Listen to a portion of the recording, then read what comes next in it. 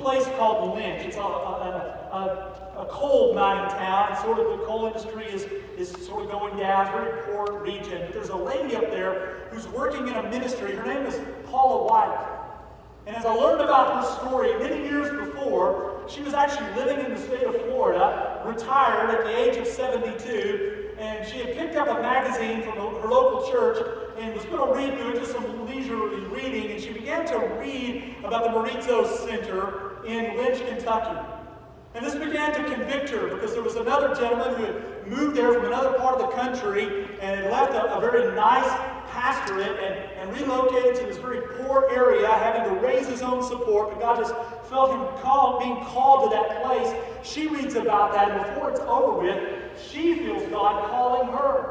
And so she sold all of her belongings here in Florida, uprooted herself, and moved all the way up into the holler in backwoods Kentucky to minister in what is called the Shepherd's Pantry, which is ministering to underprivileged people in that community, all for the sake of the gospel. Do you know why she did that? She did it because she was committed to the gospel. She knew that her life's ambition ought not to be to retire in comfort and in security and all to be well until Jesus called her home. But as long as she had breath to be drawn into her lungs, she ought to be on mission.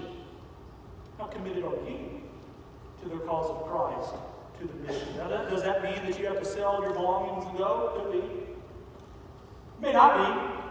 So I'm going to tell you, there are a lot of people to be reached here in this community. One of the things that we're going to encourage you to be doing as you're committed to the gospel is to get busy inviting people to church.